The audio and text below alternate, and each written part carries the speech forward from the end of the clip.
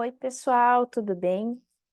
Então, nesta aula de hoje, neste vídeo, eu trago para vocês alguns direcionamentos importantes a serem considerados no trabalho com a leitura, né? No trabalho com a leitura na sala de aula, na aula de português, né?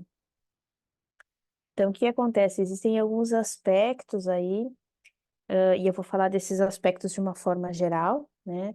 Mas considerando aí o contexto de sala de aula, né? Considerando relacionar aspectos teóricos com aspectos práticos, né? Alguns direcionamentos que são importantes da gente pensar, né? Ter em mente quando vai fazer uma proposta de leitura em sala de aula, né? Para as nossas propostas de leitura em sala de aula de uma forma geral. Então, eu trago aqui 4 momentos cruciais para esse trabalho com a leitura, né? E esses 4 momentos, eles estão interrelacionados, né? Eles estão completamente interrelacionados, intrínsecos. Às vezes é até difícil visualizar esses momentos separadamente, porque com a prática, né? De tanto fazer isso, de tanto estar em sala de aula, propondo atividades, às vezes nós já fazemos isso de uma forma, vamos dizer que meio que automática, né? Muito rápido. Ah, eu vou fazer isso, isso, isso, isso. Mas aqui eu trago alguns direcionamentos, alguns aspectos para se ter em consideração, se ter cuidado, né? Na hora de propor esse trabalho com a escrita, tá? E o primeiro momento, que é um momento crucial aí, muito importante, é esse momento do planejamento. E às vezes aqui no planejamento, a gente não consegue, nem sempre a gente consegue ter o tempo, que gostaríamos, né? Devido à questão, da vida prática aí do professor, né? Da questão da nossa carga horária, do tempo que nós temos disponível, né? Embora nós tenhamos aí conquistado um tempo na nossa carga horária para planejamento, sabemos que esse tempo é muito pequeno, né? Às vezes comparado com a quantidade de turmas que nós temos, né? E às vezes esse tempo acaba sendo utilizado também com trabalho em sala de aula, com trabalho em diferentes escolas, né? Então, levando em consideração tudo isso, tá? Não estou desconsiderando essa parte, mas é importante que nós possamos pensar sobre essa questão de planejamento, né? Independente das condições que nós temos, algumas mais desafiadoras, outras mais, né? Outras menos, mas essa questão de planejamento ela precisa ser comentada e é importante que os próprios professores tragam essa consciência, que a gente lute, né? Que nós possamos lutar por mais tempo de planejamento. Isso é crucial, né? Tem até eu vi agora recentemente um meme, uma figura que mostra um atleta, né, uma pessoa correndo e diz assim: considerar que o trabalho do professor é dar aula, né, é só estar em sala de aula, é só dar aula, é considerar que um atleta só trabalha no momento da corrida. Faz essa analogia assim, né? E o dar aula é o processo final, né? É a ponta de lá. Mas até eu chegar à sala de aula, estar com os alunos, tem muita coisa antes, né? Então, e aí falando nisso, eu me lembrei de uma outra imagem, enfim, pipocou aqui na minha mente, que a gente trabalha para ter trabalho, né? Trabalha para ir ao trabalho, que é planejar para eu estar em sala de aula, e aí depois a gente trabalha de novo para corrigir o trabalho que a gente trabalhou, né? Não é bem assim, mas é algo mais ou menos isso. Quer dizer, todo o processo de preparar antes de levar para a sala de aula e depois o que os alunos produzem na sala de aula, fazem na sala de aula, a gente tem que trabalhar de novo, corrigir, enfim. Então, todo esse processo. Então, aí, particularmente, né, eu trago para vocês, acredito que seja importante apesar de sabermos que vem sendo assim durante muito tempo, que nós possamos sempre lutar e reivindicar por melhores condições de trabalho para nós, né? Porque isso é algo que está cada vez mais latente, né? Os professores eles estão adoecendo, as pessoas estão desistindo das licenciaturas, né? As pessoas não querem mais ser professoras, não querem mais atuar, e por conta de todas essas questões de desvalorização, né? E às vezes nós mesmos, né, que já estamos aí, por mais que sejamos apaixonados pelo que nós fazemos, nós sabemos todo esse lado difícil, né? Todo esse lado desafiador aí da nossa área. Então, que nós possamos estar sempre lutando por melhores condições, tá? Isso eu abro um grande parênteses aqui, não tem nada a ver específico com leitura, mas abrindo um grande parênteses aqui, tá? Para que a gente possa ter essas melhores condições de planejamento, porque essa mudança aí, ela vai chegar lá na ponta, né, que é onde deve chegar, que é no processo, no trabalho com os alunos, no destino final, né?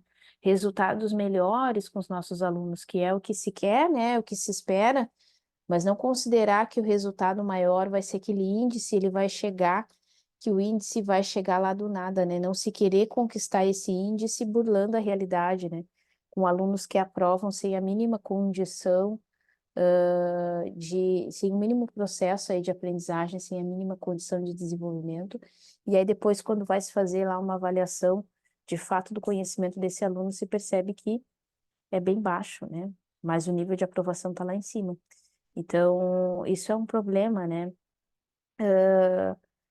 Validar a qualidade da educação com um nível de aprovação, achar que nível de aprovação é sinônimo de qualidade de ensino é uma piada, né? Pensar que colocar nível de aprovação como questão de qualidade é uma piada, né? E incentivar através, né, de retorno financeiro, incentivar que isso seja burlado, né? Punir as escolas que têm dificuldade, né? Punir a dificuldade dos alunos também é uma questão bastante séria, né? Mas não era sobre isso que eu propus essa aula, mas se encaminhou para esse assunto, né? De repente. Então, são questões que nós precisamos trazer à luz, né? Nós somos um corpo docente aí muito amplo, né? Se nós nos unirmos, nós, todos os professores, nos unirmos e lutarmos, trazermos consciência, né? Não só para as nossas mantenedoras, né? Não só para questão de gestão política e educacional, mas até mesmo para as famílias, né? Para a população, para os próprios alunos, né? Dessas questões, o quanto isso nos afeta a todos nós, né? Porque afinal estamos falando aí, estamos construindo agora no presente o futuro, né? Estamos construindo agora, formando agora as pessoas que vão atuar futuramente, né?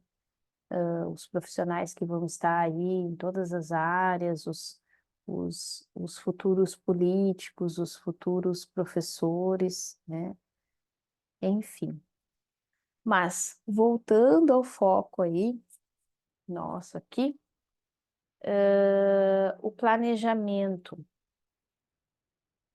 O planejamento ele é muito importante, né, em todas as etapas, né, do ensino, mas no trabalho com a leitura e no trabalho com a escrita também, mas aqui eu vou dar um foco maior na leitura, sabendo que as duas, né, elas são intrínsecas aí, mas pensando no trabalho com a leitura, o processo de planejar o que vamos ler, por que vamos ler, né?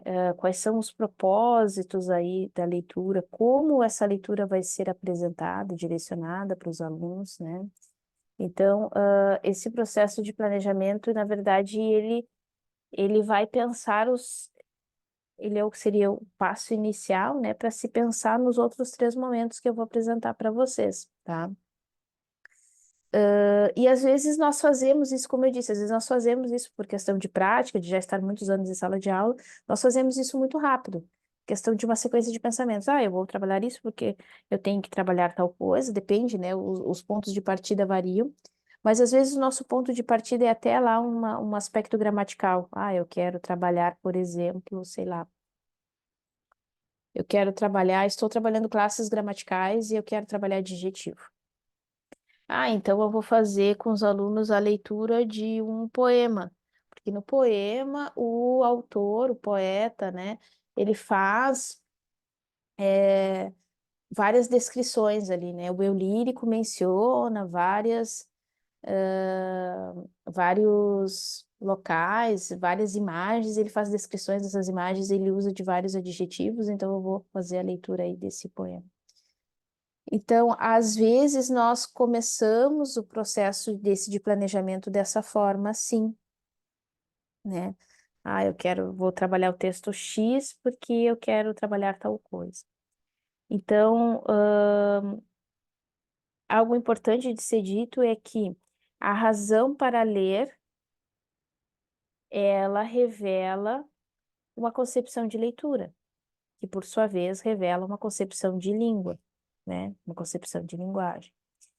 Então, por vezes, nós acabamos ficando restritos a ler com um propósito determinado, um único propósito, né? O mesmo propósito, né? E existem vários propósitos, várias razões para ler, são tantos que eu não conseguiria falar aqui nesse vídeo e ainda falar sobre as outras etapas do trabalho com a leitura. Em um outro momento eu farei isso, falarei só sobre essas razões para ler e a relação dessas razões para ler com a concepção de leitura, né, com a concepção de língua. Mas aí eu falo até, cheguei a usar em outro vídeo o termo de cultura escolar, porque de tanto fazer as coisas de uma mesma forma, né, eu me refiro de cultura no sentido de já estar acostumado com aquilo, de se já ter aquilo a priori. Por exemplo, considerar que nas aulas de português a gente estuda gramática e que português é gramática é algo da cultura escolar, que se disseminou não só fora da escola, tanto que boa parte, a maioria das pessoas, quando a gente fala em português, ela pensa em gramática, né? Essa pessoa associa com gramática, associa com regra, associa com sintaxe, né? Associa com isso, né? Não entende, não pensa, quando pensa na aula de português, muitas vezes não pensa lá no momento que estava fazendo a leitura de algum texto, ou que estava interpretando, ou que, enfim, fica muito forte. Por quê? Porque durante muito tempo, e ainda hoje, em boa parte, a maioria dos locais, o que se estuda, se dá um enfoque maior, vamos dizer, às vezes até 95%, 98% do tempo na aula de português é estudar a gramática, a metalinguagem. Então, né, se cria essa concepção, porque é só isso que se faz. Com relação, ou é isso que se faz mais, né? Com relação à leitura também. Aí já da leitura, muitas vezes é aquela leitura para retirar alguma coisa do texto, aquela leitura para achar uma informação que está ali no texto. E aí essa é uma forma de leitura, mas é uma forma de leitura dentre tantas outras. Trava-línguas aí, enrolei. É uma forma de leitura dentre tantas outras que poderiam ser trabalhadas, mas às vezes, por ficar muito nessa forma de leitura, os alunos ficam condicionados, de certa forma, a isso, né? E nós acabamos ficando condicionados também, porque quando pensamos em propor trabalho com a leitura, propomos sempre com essa mesma razão, né? E isso eu coloco propomos de uma forma geral e me incluo aí também nesse pacote, né? Por isso que esses direcionamentos, alguns eu procurava, né, voltar, tinha os escritos, e voltar, não, vamos ver aqui, rever esses aspectos disso que eu estou pensando em fazer para ver se encaixa, né? Então, procurava fazer esse movimento. Nem sempre havia tempo, né? mas procurava fazer esse movimento. Ter consciência, né, ter clareza com relação a isso ajuda, porque aí depois vai tornando isso de forma que a gente consiga fazer isso de forma mais automática. No começo é mais desafiador, tá? Como tudo, né? Quando é desconhecido, a gente leva mais tempo, depois que a gente já domina aquilo ali, já tem clareza, a gente vai fazendo isso de forma automática. Então, pensar nesse planejamento é justamente pensar o que de uma forma geral tudo, né? O que que vai ser trabalhado, por que que vai ser trabalhado, como que vai ser trabalhado e também como levar isso para os alunos, né? Que é o como vai ser trabalhado, mas também já pensar em possíveis desafios aí, né? Então, por exemplo, vamos dizer que eu quero trabalhar no gênero específico. Eu dei esse exemplo aí dos adjetivos, né? Eu quero trabalhar com adjetivos, então eu escolhi um poema para trabalhar com os adjetivos. Ok. O poema está repleto de adjetivos, então eu vou usar poema. Só que é importante considerar, quando pensar essa leitura, que o poema ele não foi escrito para a gente olhar para os adjetivos. Então é importante considerar esse texto no planejamento, aí um dos aspectos muito importantes é considerar que o texto que vai ser lido, ele eu vou escrever aqui, tá? Ele existe, ele é uma situação comunicativa. Então, considerar a situação comunicativa, tá? Nós sempre temos um propósito, né? De conteúdo, de algo que nós queremos aí que o aluno trabalhe. E tudo bem, nós podemos aliar esse conteúdo, esse aspecto gramatical que seja, né, com as nossas propostas de leitura, mas nós não podemos tratar a leitura só como desculpa, só como pretexto para trabalhar esses aspectos gramaticais, né? E aí talvez você aí, professor, você aí, professora, já tenha ouvido falar da famosa frase, né? A famosa expressão, assim, frase, né? Colocação, que é até o título de um trabalho, né? De um texto, da Marisa Lajolo, que ela fala em usar o texto como pretexto, né? O texto como pretexto, ou seja, usar o texto como pretexto para continuar fazendo a mesma coisa de estudar aspectos gramaticais isolados, né? Então, o primeiro aspecto aí desse planejamento, vamos considerar que seja a situação comunicativa, tá? Nem sempre é o que nos vem primeiro, como esse exemplo oral que eu dei aí, né? Pensando em sala de aula, né? Eu dei esse exemplo de pensar nos adjetivos e aí, vou fazer a leitura de um poema. Às vezes pode vir para a gente dessa forma e tudo bem, mas aí, quando for fazer o processo de planejar a leitura desse poema, primeiro considerar a situação comunicativa. E aí, barra o gênero, tá? Então, considerar, o gênero é poema, tudo bem. Ah, eu vou ler poema. Com que turma? Sei lá, turma do sexto ano. Qual será a experiência dos alunos do sexto ano com poemas? Será que eles já leram vários poemas? Né? Provavelmente eles conhecem poemas. O que será que eles conhecem sobre poemas? Ah, vamos pensar em uma atividade aí para para fazer esse levantamento dos conhecimentos prévios dos alunos, né? O que que eles já sabem sobre poemas? Vamos fazer isso, né? É uma possibilidade de se pensar, tá? E aí depois, então, ainda que vinha antes, colocar em segundo plano aí,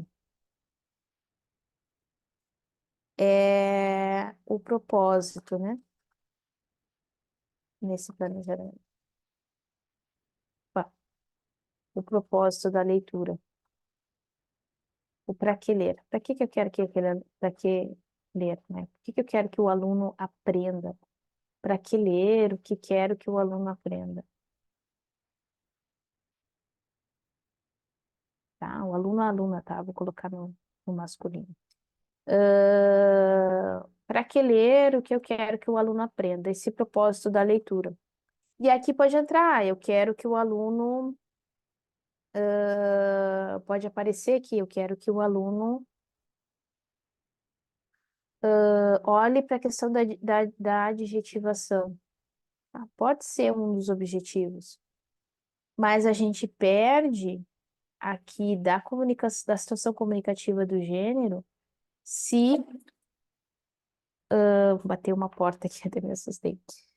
A gente perde da situação comunicativa do gênero se o meu objetivo for só esse, que ele olhe só para os adjetivos. Aí eu vou estar usando o texto como um pretexto, né? Então, o aluno pode aprender sim sobre adjetivos, mas ele pode aprender sobre outras tantas coisas. E dessa atividade que de repente eu estava pensando em olhar só para isso, eu posso trabalhar muitas outras coisas e fazer aí de repente uma sequência didática, né? Uma série de aulas, um pequeno projeto, tá? Às vezes, quando fala em projeto, alguns professores pensam numa coisa megalomaníaca, né? Penso naqueles projetos de acadêmicos, que é aquela coisa, né, toda da escrita. Lembram lá do projeto, de repente, do TCC e ficam apavorados. Mas aqui um projeto eu me refiro, por exemplo, num sentido de sequência didática, tá? Talvez sequência didática seja um conceito que estejam mais familiarizados. Uma sequência de aula trabalhando vários aspectos, progredindo, avançando até chegar a um determinado ponto.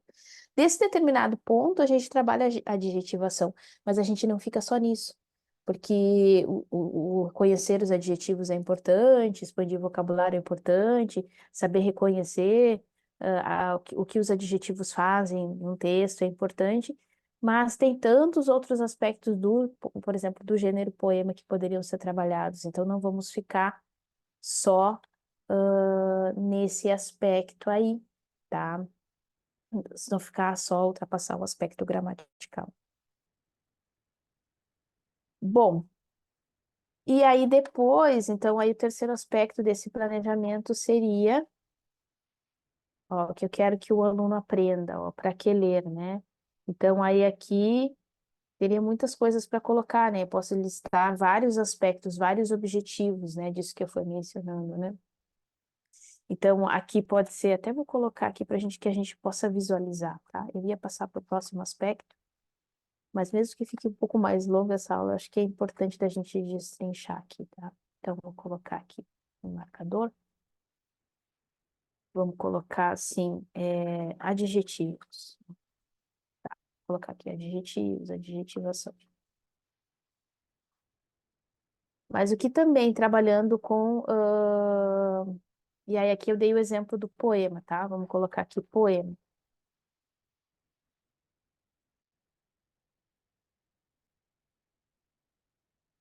Então, a situação comunicativa vai ser o poema, eu quero trabalhar adjetivos e adjetivação, mas aí trabalhando o poema, eu vou trabalhar também as características do gênero.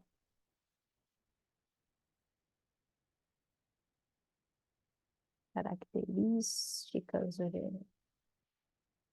Poema.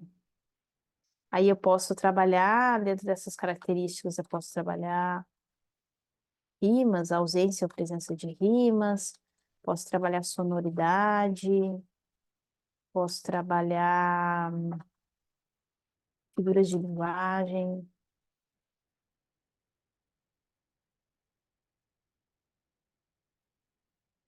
pensar posso trabalhar verso, estrofe, né, estrutura ali, né, estrutura do poema, e muitas coisas, né, mas eu vou citar essas aí, tá?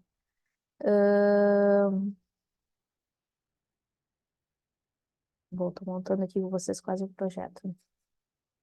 Poderíamos pensar, não necessariamente nesse processo de planejamento tem que entrar tudo, tá? O planejamento, ele não é fixo, ele não é engessado, né? Pode ser que, vamos dizer que vamos deixar assim, né? Como está agora.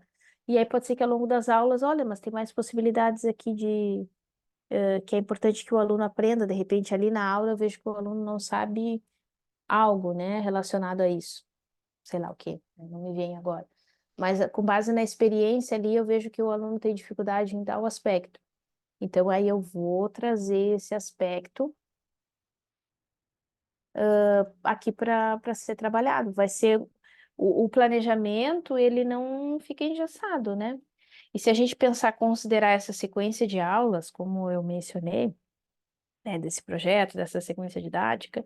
Então, quer dizer que eu vou poder mexendo nesse planejamento. Esse planejamento ele vai ser vivo, eu vou fazendo ele à medida que acontecem as aulas. Eu vou vendo, não, peraí, eu preciso de mais atenção aqui, né? Por exemplo, eu posso perceber aí no trabalho que os alunos têm muita dificuldade com lexical, né? Tem muita dificuldade com vocabulário, por exemplo. E aí eu posso, de repente, trabalhar aqui, ahn,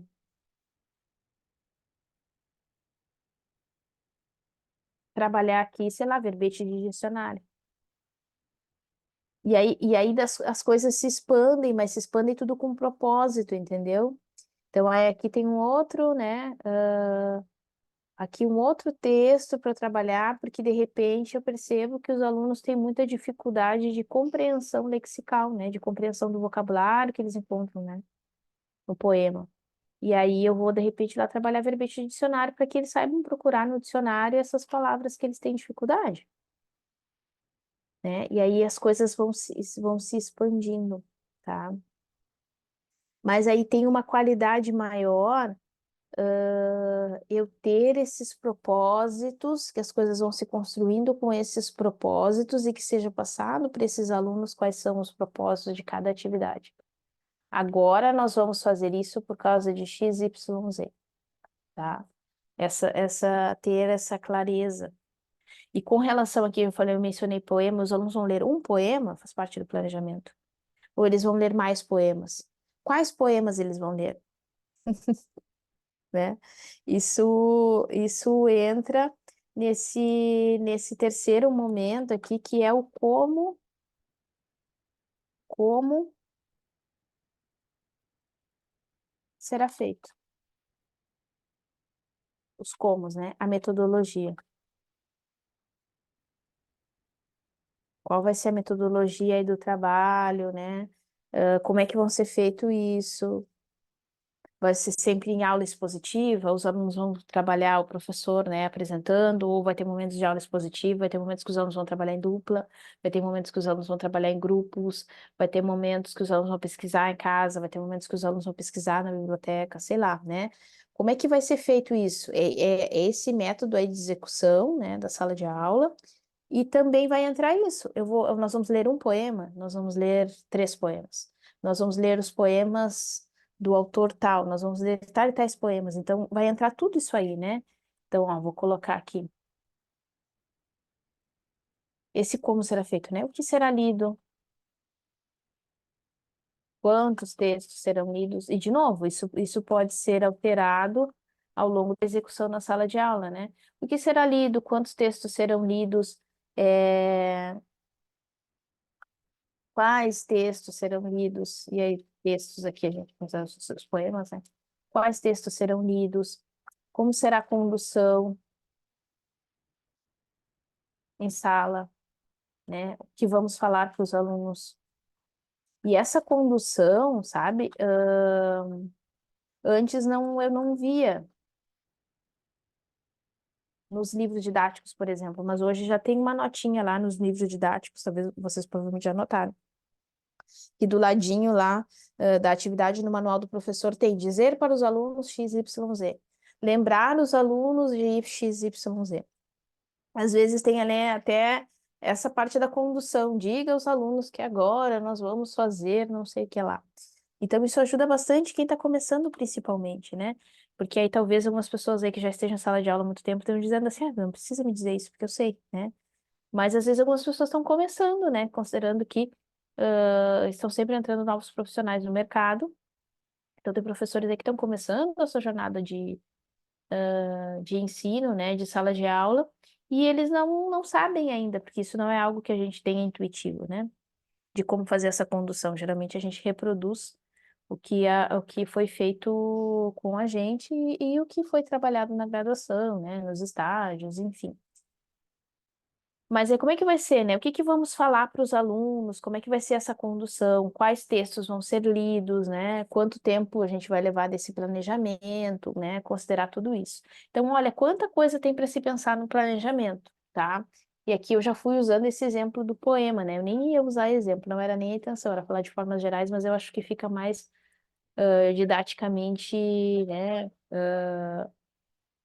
Mais fácil de, mais didático, né? Fica mais fácil de compreender, né? Que o professor consiga compreender. Muito bem. Essa seria a etapa do planejamento, tá? E aqui, continua.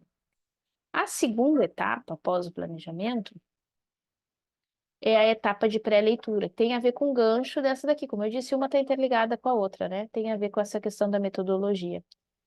Aqui no planejamento eu pensar como vai ser a metodologia. Aqui nessa etapa de pré-leitura eu de fato fazer em sala de aula, tá? Essa metodologia. É o que vai ser apresentado para os alunos, como vai ser apresentado para os alunos, qual vai ser a proposta, qual vai ser o direcionamento. E isso é importante, muitas vezes o professor precisa frisar e voltar, né? Para que os alunos saibam por que nós estamos lendo isso, tá? Pode parecer que eles não estão nem aí, que eles nem lembram. Às vezes a gente chega numa semana, né, numa aula e pergunta o que aconteceu na aula passada e pode ser que eles não lembram. Mas é importante dar esse direcionamento, né? De repente, até fazer um cartaz na sala, alguma coisa, né? Desse processo, olha, e fazer essa retomada com eles. Olha, né? Na aula passada nós estudamos isso, aí agora nós vamos estudar aquilo, né? Até essa questão das escolhas, eu sempre trago para os alunos, né? Sempre digo para os alunos, olha, eu percebi que vários de vocês estavam com dificuldade em X, Y, Z, por isso nós vamos fazer essa atividade aqui. Eu trazia isso para os alunos, por mais que fossem os mais novos, lá, os do sexto aninho, tá? Por quê? Porque é uma questão de torná-los, buscar torná-los, criar consciência neles do próprio processo pedagógico, do próprio processo de aprendizagem, né? E para que eles entendam a necessidade, o porquê de estar fazendo aquilo. Porque às vezes eles nos questionam, né? Eles nos questionam assim, por que que eu tenho que fazer tal coisa, né? Então, trazer essa consciência, por quê? Porque eu percebi que existe essa dificuldade aqui na turma, ou às vezes do aluno específico, porque eu percebi que tu tem dificuldade em fazer tal e tal coisa, sabe fazer tal e tal coisa? Porque, né, aquela atividade tal ali, percebi que isso. Ah, né? Porque eu percebi nas atividades de leitura aí que vocês estão com muita dificuldade de compreensão, então a gente vai trabalhar mais aspectos específicos aí disso. Por exemplo, tá? Falando aqui de uma forma geral. Então, a pré-leitura seria essa proposta de direcionamento. E aí, aqui, a etapa da pré-leitura é muito importante, muito importante. E assim como o planejamento, né? Todas as etapas, por isso eu coloquei, né? Quatro momentos cruciais. Só que, às vezes, a gente acaba sendo obrigado, de certa forma, forçado a atropelar e chegar lá com a leitura, chegar lá com o texto. Sabe aquela coisa assim, né? Ah, abri o livro didático, ali tem o poema. Pessoal, nós vamos ler o poema ali da página 49. E aí aquele trabalho que poderia ser muito bom, ele começa pelo final. Porque vocês vão ver aqui, pelo final não, vocês vão ver aqui que a leitura é o terceiro momento. Ó, planejamento, pré-leitura, depois a leitura. E um outro momento de pós-leitura, que é o que a gente vai fazer depois com essa leitura, tá? Mas aí a gente já começa lá no terceiro momento, sem pensar sem o planejamento claro, né? E sem um momento de pré-leitura. Que o planejamento claro também, ele ajuda o professor a ver se aquela atividade ela funcionou ou não. Ou aquelas atividades funcionaram ou não, o que que funcionou e não funcionou, né? Isso ajuda com outros próximos planejamentos, ajuda com saber o que que ainda eu preciso trabalhar com uma turma, ajuda a saber o que que funciona e o que que não funciona às vezes numa turma, que de uma turma para outra é diferente, às vezes a gente tem, por exemplo, duas turmas de sexto ano. Em uma turma esse planejamento anda super bem, na outra turma não anda. E aí, né, se eu tenho esse planejamento, uma clareza maior desse planejamento, se existe esse planejamento, aí eu consigo ajustar. Mas se eu já começo lá pela leitura, pessoal, tem um poema aqui, ó, eu abro o livro, tem um poema aqui na página 49. Pessoal, vamos ler esse poema aqui da página 49. Aí chega ali no atropelo, às vezes nem, né? E eu falo isso com experiência, também já aconteceu isso, né? Já aconteceu de ter aula surpresa, por exemplo, né? A vida do professor, às vezes, na escola é uma caixinha de surpresas. Às vezes chegamos na escola e por A mais B acontece alguma situação, alguma vaga de horário ali, algum colega que falta, a gente precisa preencher e a gente, pum, tá lá na sala de aula sem esperar estar ali na sala de aula. E aí, de repente, o que que nós vamos fazer? Ah, vamos lá ler o poema da página 49. Né? Já fiz isso também, né? Também. E só que aí eu percebia que aquela atividade de leitura daquele poema não saía assim de uma forma que poderia ter saído, porque eu precisava que eu precisava. Eu percebia que eu precisava ter feito esse processo, que se eu tivesse feito esse processo do planejamento, que ali era uma situação, né, enfim, extra, mas se tivesse um planejamento, uma pré-leitura antes daquela leitura daquele poema, os alunos conseguiriam se relacionar com aquele texto de uma forma muito melhor. Mas aí também nem tudo, mesmo ainda assim, né? Nem tudo é de ruim. A gente pode, até mesmo das situações que não saem como a gente espera, ou dessas situações assim que são totalmente surpresa, né? Essa aula surpresa aí que não se tinha planejamento, ela pode gerar um planejamento para aulas futuras. Ó, aquele dia nós fomos trabalhar aquele texto, vi que vocês tiveram muita dificuldade, então agora nós vamos fazer algumas atividades para trabalhar esses aspectos que vocês têm dificuldades. E tá tudo bem, né? Não é que a gente. A proposta não é que pegar um chicotinho, né? E ficar aqui se lamentando né? Que as minhas aulas não estão sendo de acordo, né? Não estão sendo como deveriam ser, enfim. Né? Porque isso eu fazia também durante algum tempo, e depois eu percebi, bom, eu estou fazendo o que é possível. Estou procurando fazer o que é possível, o meu melhor dentro do que é possível. E às vezes, né, tinha algumas aulas ali que realmente não tinham planejamento. Mas aí, principalmente essas aulas surpresas, assim, né? Mas aí, a partir dessas aulas, me gerava combustível para as próximas. E bola para frente. Assim como vai ter aulas que a gente vai fazer um planejamento maravilhoso e vai chegar lá na hora e vai desandar tudo. E não vai andar, né? Ou às vezes o que acontecia também bastante era eu imaginar que aquela aula ia super fluir e aquela aula ia demorar um tempão, né? Porque aí no ritmo dos alunos era um ritmo bem menor do que eu havia previsto. E tudo bem, se estende então. Faz uma sequência didática, né? Não vamos atropelar tudo para que eles terminem ali naquele período de dois, naquele período ali da aula que eu quero. Não deu para terminar, vamos trabalhar com qualidade. Menos também é mais, né? Mas, enfim, essa proposta de pré-leitura, acabei voltando e falando do planejamento, né? Mas para vocês verem como o planejamento ele é, né, central para nós.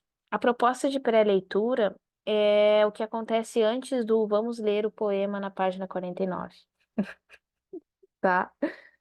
Porque aí no planejamento nós escolhemos lá o poema da página 49, nós vimos que o poema é do Mário Quintana, tá? Pensei aqui, né? Um poeta, eu gosto muito do Mário Quintana, né? Gaúcha que sou. O poema do Mário Quintana, aí, né, no nosso planejamento nós vimos ali as potencialidades, né, de trabalhar aquele poema, nós vimos, por exemplo, que eu mencionei lá em cima do léxico, né, a gente pode ver da questão do vocabulário, talvez aqui, aí nós fazemos essa avaliação, isso é automático para nós, mas os alunos não vão entender talvez essas palavras aqui, X. Não vou trabalhar o poema porque eles não vão entender essas palavras X, não, pelo contrário, é um motivo a mais para trabalhar esse poema. Mas aí, às vezes no livro já tem ali um glossáriozinho, né?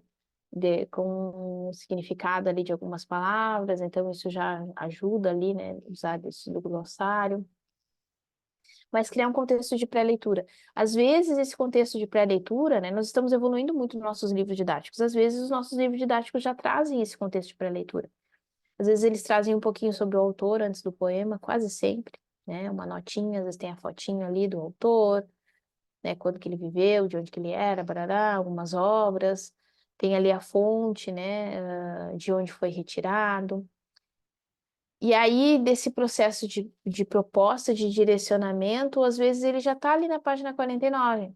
Só que aí, que esse momento de pré-leitura seja mais do que isso, do que dizer, pessoal, vamos ler o poema da página 49. Seja assim, pessoal, peguem o livro de vocês, abram na página 49. Aí os alunos vão abrir o livro, né, na página 49. Olha, na página 49 tem um poema, nós vamos fazer a leitura desse poema.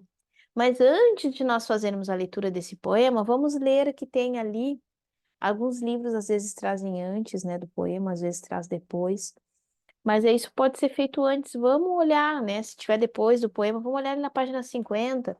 Tem ali um pouquinho sobre o autor desse poema, vamos ver ali. Ah, o autor, eu falei Mário Quintana, né? Ah, o autor é Mário Quintana, ele nasceu tal, não sei o quê, faleceu, né? Nasceu, faleceu e tal, data, né? Trazer isso.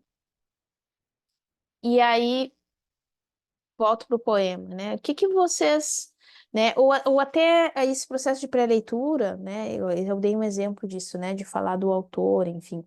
Mas existem muitas formas de se fazer pré-leitura, né? Daria para fazer um vídeo aqui só sobre pré-leitura. Ainda mais que eu falo bastante.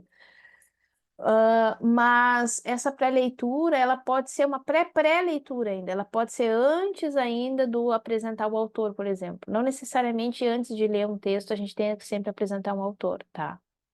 Pode ser feito depois, né?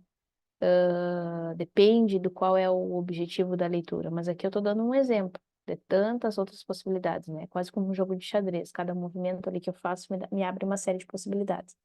Mas me veio aqui, por exemplo, uma outra possibilidade nesse direcionamento aí para a leitura, vamos dizer que seja o primeiro poema que a gente vai fazer a leitura com a turma.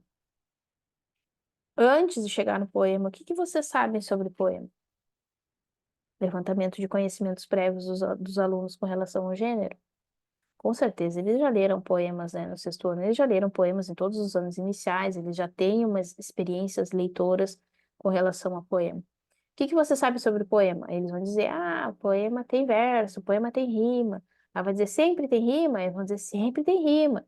Não, nem sempre, né? Ou algum vai dizer, não, eu já li um poema que não tinha rima, né? Existem diferentes tipos de rima. Talvez eles digam isso, talvez não, depende do nível, né, do conhecimento do aluno. Ou o professor pode dizer isso, existem diferentes tipos de rima, né? Eles têm uma sonoridade, eles têm um ritmo, né? Os poemas, eles têm um ritmo.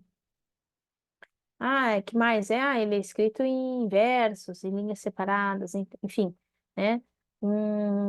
Pode ser feito aí uma chuva de ideias, né? Um brainstorming dessas características aí que eles conseguem identificar do gênero. É uma forma de pré-leitura. Aí depende da situação, né? Dessa pré-leitura. Esse vai ser o primeiro poema que a gente vai trabalhar, que nós vamos trabalhar juntos com a turma. Porque aí, se eu estou trabalhando, e eu já trabalhei numa outra atividade, eu já trabalhei com o gênero poema, eu não preciso, né, fazer esse brainstorming aí de ideias, né? Ou, de repente, também, dependendo, eu posso fazer para ver o que que os alunos lembram do que nós trabalhamos. Vocês lembram que nós trabalhamos o gênero poema aquela vez, tal? Então, dentro dessa pré-leitura entra muita coisa, tem muitas formas de ser feito, mas que seja feita uma pré-leitura.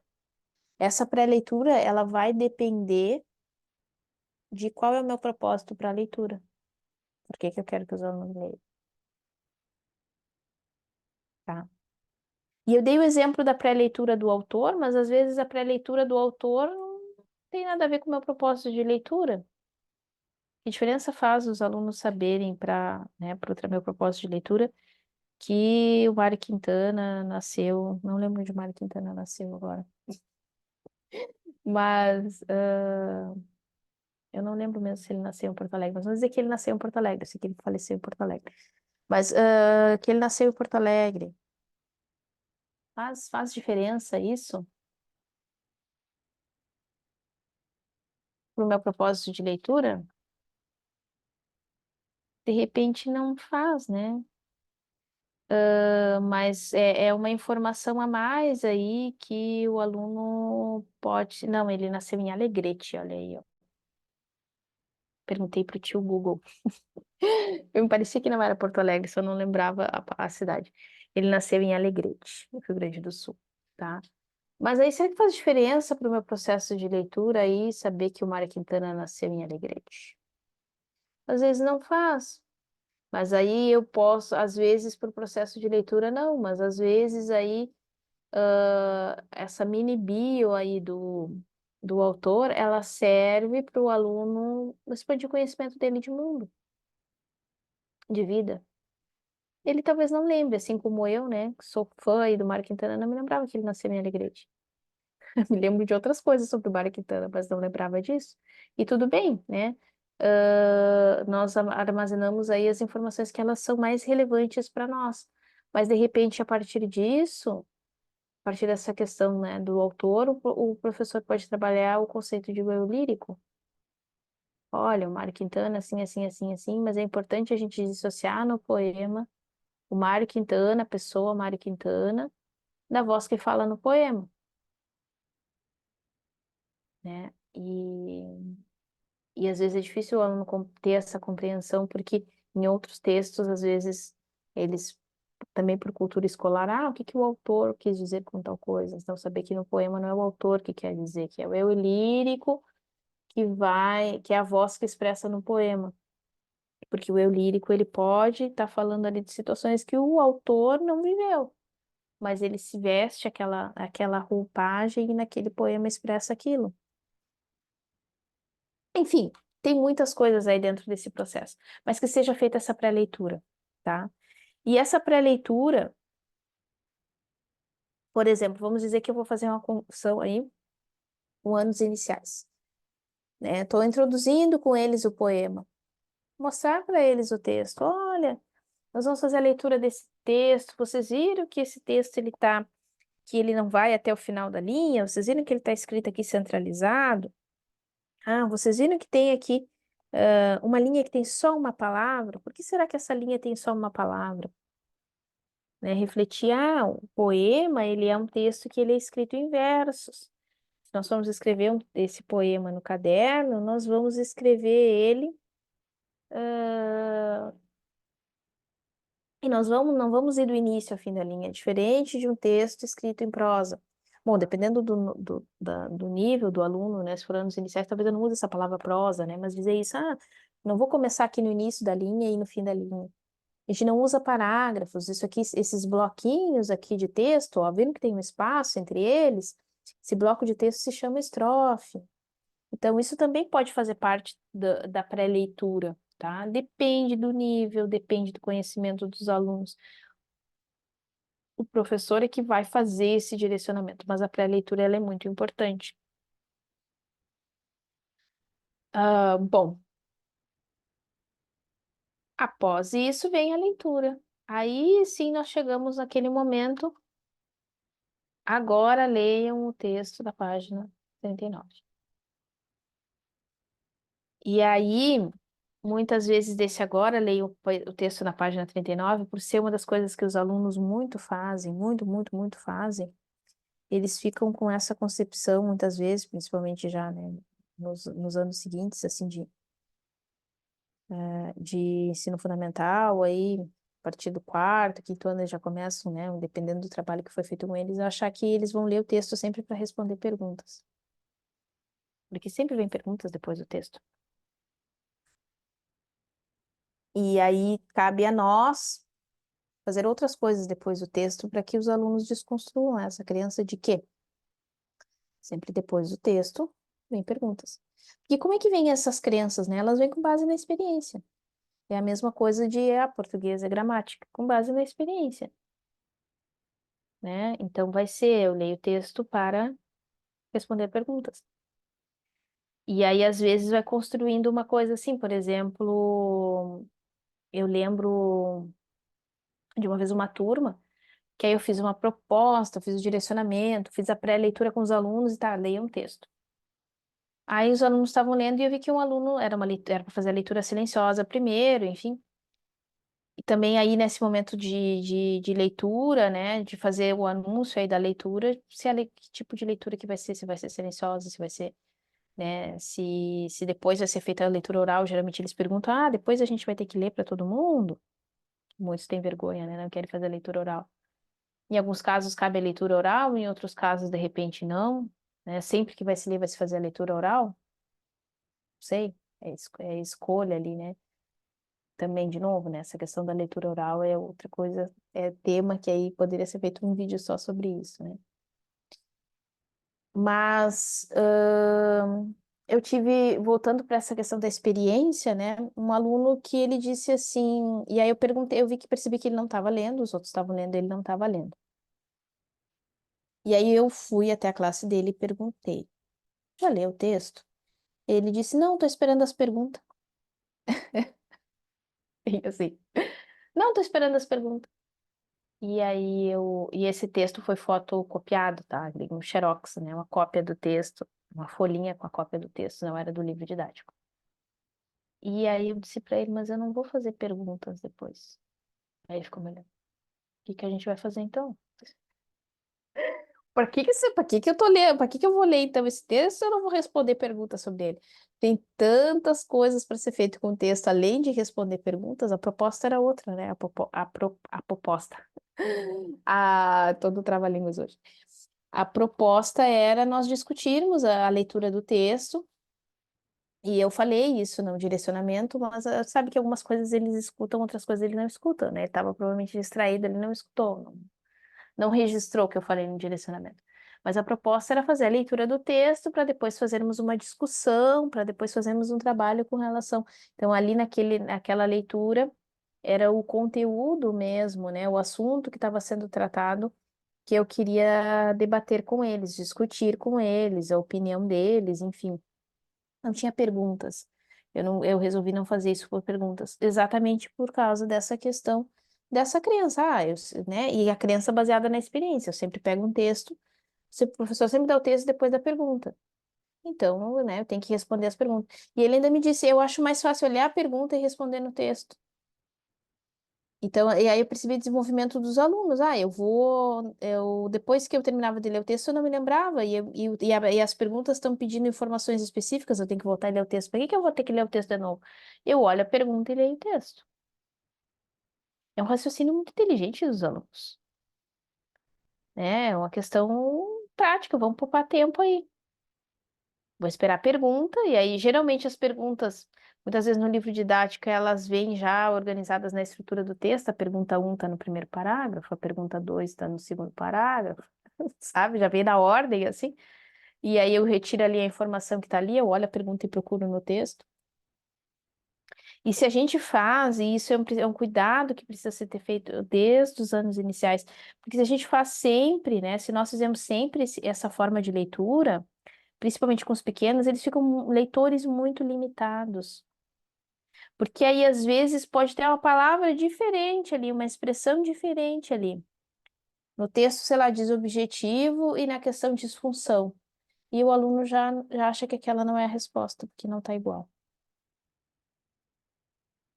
né? Ou quando nós não conseguimos, aí, quando nós falhamos em explicar o porquê que a resposta que o aluno escreveu livremente está errada, e ele acha que quando ele escreve o que ele pensa que tá errado, então eu vou copiar exatamente as palavras que estão no texto.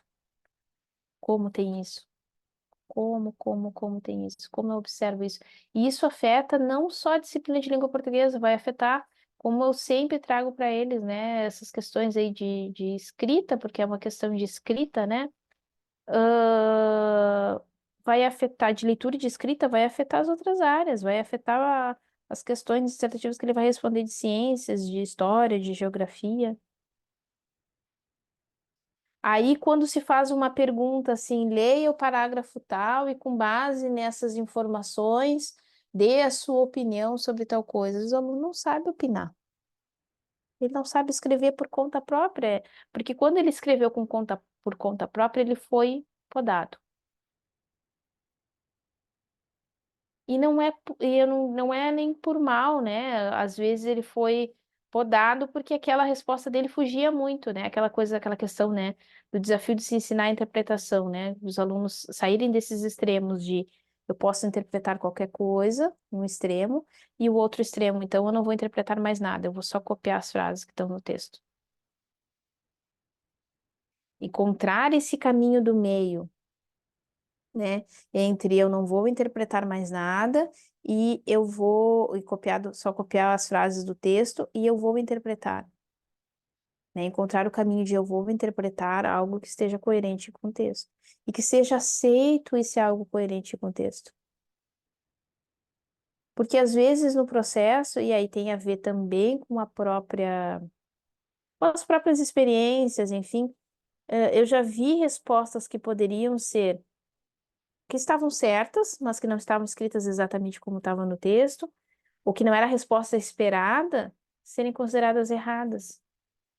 Isso também pode o aluno. Que às vezes é até a própria formulação da pergunta. Então, isso acontecia muito comigo. Eu gosto muito de formular as minhas próprias perguntas, né? De formular as questões, assim, e, e levar para os alunos, né? Trabalhar as minhas próprias questões. E às vezes eu percebia que, às vezes eu falhava nessa, às vezes eu tinha uma coisa em mente, que os alunos iam responder algo quando eu fazia aquela pergunta, e às vezes eles respondiam outra coisa. Mas aquela resposta que eles traziam, porque aí eu fazia questões mais abertas, né? Eu não fazia questões de localizar informação, eu fazia questões mais abertas, aquela resposta tinha sentido ali, tinha, como estava no texto, não era o que eu esperava que ele fosse responder, mas eu estava certo.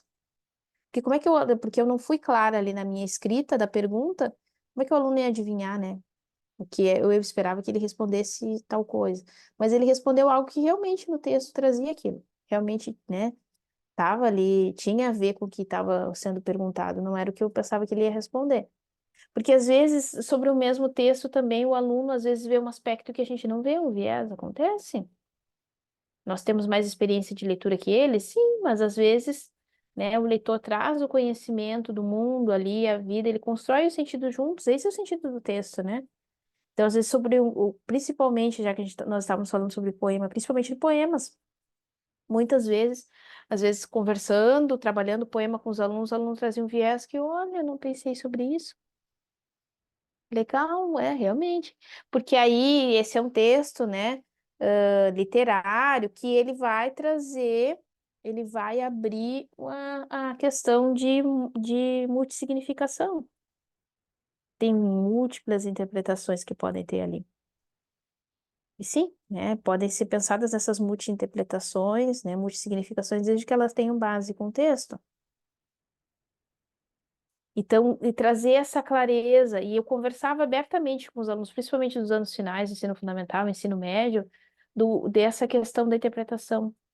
Por quê? E por quê, né? A gente, olha, essa questão tal, às vezes levava exemplos para eles de resposta. Essa questão aqui, ó, ela tá errada porque ela não tem nada a ver com o que está sendo perguntado. E pior, além de não ter nada a ver com o que está sendo perguntado, não tem nada a ver com, não tem nada no texto que me dê base para isso.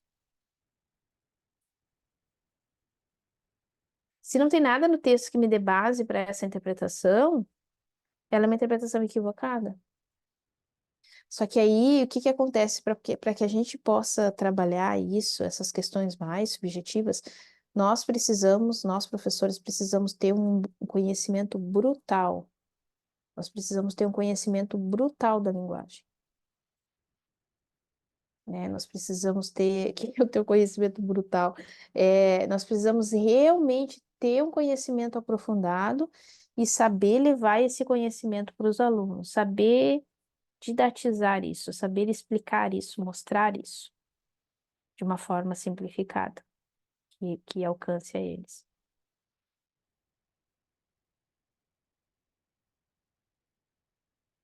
Bom, muito ainda poderia ser dito, mas eu já me alonguei demais, né? Então, aqui viria o processo da leitura. Lemos o texto, um determinado viés, tem um viés essa leitura, né? Após leitura, é o que vem depois. Agora é o responder as perguntas, por favor, não seja só responder as perguntas. Podemos responder perguntas? Não estou dizendo é errado dar um texto para o aluno e dar perguntas depois. Não é isso. Olha a interpretação. Não é isso. Podemos, mas não vamos fazer 100% do tempo isso, tem tantas outras coisas.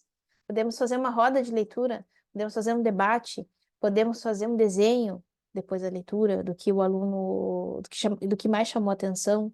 Podemos escrever um comentário, um parágrafo sobre o porquê eu gostei ou não gostei desse texto. Podemos, sei lá, tantas coisas que pode ser feita após essa pós-leitura. Mas tirar esse condicionamento dos alunos que ele vai ler o texto e ele vai ter que responder uma pergunta. Ou pior, trabalhar um texto e dizer agora escreve um poema. Gente, me veio isso assim. Leu um poema, olha, agora vocês vão escrever um poema. Que proposta é essa? Os alunos ficam enlouquecidos porque não faz sentido. Não tem aí né? A gente precisa pegá-los pela mão. Para que escrever um poema? Como assim? Não se escreve, né? A situação comunicativa. Vou escrever da onde? O que que eu vou escrever? Às vezes eles não têm o repertório, né? Né? Então, pensar estratégias aí de pós-leitura para tirar esse condicionamento de que a gente lê só para responder perguntas, só para tirar lá os adjetivos, E aí, essa hipótese desse aluno, né, que eu achei ele genial, assim, esse aluno que disse para mim que ele estava esperando as perguntas. Eu achei ele genial, assim, porque ele... Porque imagina, se eu realmente fosse entregar para ele uma folhinha e dizer, encontre os adjetivos no poema, por exemplo, né? Sublinhe os adjetivos, destaque os adjetivos. Ele realmente não precisava ler o poema. Se fosse o poema na época, não era poema, tá? Mas eu estou usando o poema por causa desse exemplo, né? Que eu trouxe aqui no planejamento. Então, se fosse de atividade assim, encontre os adjetivos no poema, ele estava certíssimo, porque para que que ele precisava ler ele nem precisaria ler o poema inteiro, ele só olhava a pergunta e ia lá procurar nas frases os adjetivos, né? E de novo, estou dizendo que é absolutamente errado pedir para tirar identificar os adjetivos no poema. Afinal, é importante que os alunos saibam identificar os adjetivos. Sim, é importante que os alunos saibam identificar os adjetivos, mas é só isso que eu vou pedir para eles sobre o poema? Posso trabalhar todas essas outras coisas, outros aspectos, com outras atividades que não sejam necessariamente só perguntas para sair desse condicionamento. E aí, depois disso, numa das atividades, a gente pode trabalhar com os adjetivos. De repente, eu não preciso pedir para esse aluno retirar esses adjetivos, identificar, eu posso trazer para eles no texto já destacado. Às vezes eu fazia isso, né, com algum aspecto gramatical. Eu já trazia destacado em negrito. Aí nós trabalhávamos o texto, enfim, as características, né, a compreensão, né, desmiuçava aquele texto ali, porque é um processo de desmiuçar, né? E eu quero fazer isso, trazer com exemplo, fazer isso no vídeo, assim, mostrar para vocês. Eu já fiz em outros vídeos, em correção de atividades, enfim, mas essa condução, né? Que tem tanta coisa para a gente olhar, então, e menos é mais. Eu posso ficar ali várias aulas naquele mesmo texto, fazendo análise sintática de vários aspectos. E aí trazia destacado, por exemplo, às vezes já esse aspecto gramatical. E depois que eu trabalhava várias coisas, né, com os alunos, eu dizia para eles: vocês notaram que tem umas palavras que estão em negrito, né, que estão mais escuras ali no texto? Nós notamos. Então, essas palavras aí são, sei lá, conjunções. São adjetivos, né? Se fosse o caso do poema. São adjetivos ou são expressões, são locuções adjetivas? Olhem aí, elas estão trazendo características, eu dava explicação sobre a classe gramatical, entende? Então não é que seja abominável identificar os adjetivos no poema. A questão é só o abominável aí, né? O triste, não vou dizer usar abominável, né? Pensando na adjetivação, mas o que é triste, né? É Se trabalhar só isso, quando aquele poema nos possibilita ensinar tanta coisa para o aluno. Tem tanta coisa que é importante que ele saiba ali, além de só identificar os adjetivos. Então é isso, é importante que ele reflita ali sobre a linguagem, que ele reflita qual que é a situação comunicativa, quando que nós lemos poemas, por que que as pessoas escrevem poemas, quem é que escreve poemas? Você já escreveu um poema? Sei lá, tantos, né? Tanto conhecimento aí que pode ser trabalhado, e aí eu fico trabalhando só o grãozinho de areia, tá? Quando eu tenho toda uma praia e todo. Fico trabalhando uma gota d'água quando eu tenho um oceano de conhecimento que eu posso dar para o aluno e eu peço para ele só uma gotinha d'água. Ou eu ofereço para ele a aprendizagem de uma gotinha d'água, os adjetivos, tá? E fora que essa atividade, por exemplo, de só identificar, ela não traz essa função. Se a gente tirasse, né, por exemplo, se a gente tirasse esses adjetivos aí, que diferença faria no texto, essa reflexão? Ah, se não tivesse ali, eu não saberia que, sei lá, que que o céu azul, né? Que um exemplo, né? Ah, eu não saberia, não, que o céu é azul é meio tosco, né? Mas eu não saberia que a pipa, por exemplo, vamos dizer que o adjetivo fosse amarela, né, da pipa. Eu não saberia a cor da pipa. Ah, e por que que saber a cor da pipa é importante? Ah, ajuda a gente a imaginar como é que era essa pipa. Ah, então quer dizer que esses adjetivos aí ajudam a gente a saber, não era uma pipa qualquer, era uma pipa amarela. Então isso já nos delimita, nos cria uma imagem mental. As imagens são importantes no poema. Enfim, né?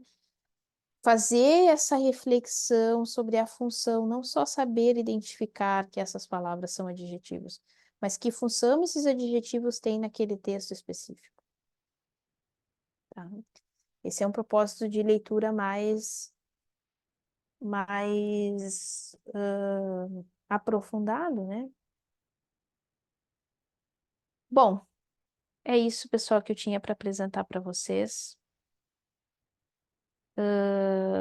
Durante o vídeo aqui, várias coisas vieram, né, para outros direcionamentos aí, importantes de serem falados, né, desse processo de pré-leitura mesmo, do trabalho com a leitura oral, né? Então teremos outros vídeos aí após esse. Espero que essas reflexões aí tenham, tenham trazido,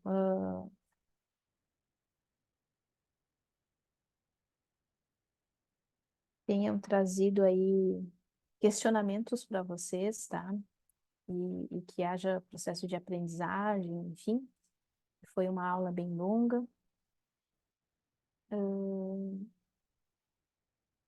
mas bem profunda. Então, que bom, né? Espero ter contribuído com alguma coisa, com algum aspecto. Fique à vontade aí para. Eu vou adorar se vocês comentarem aí para mim o que chamou a atenção, de repente concordam ou discordam do que eu falei, se eu conseguir trazer clareza para vocês nessa apresentação, tá? Que às vezes eu vou organizando aqui, mas vão me vindo outras coisas, outras informações, mas eu espero que tenha trazido clareza para vocês desses aspectos, desses 4 momentos cruciais aí, e também comentem aí para mim quais desses momentos aí que são mais desafiadores para vocês, que vocês têm mais dificuldade, por quê? E também se vocês costumam, né, orientar o trabalho com a leitura de vocês, pensando nesses 4 momentos, tá? É isso, gratidão, um abraço e até a próxima.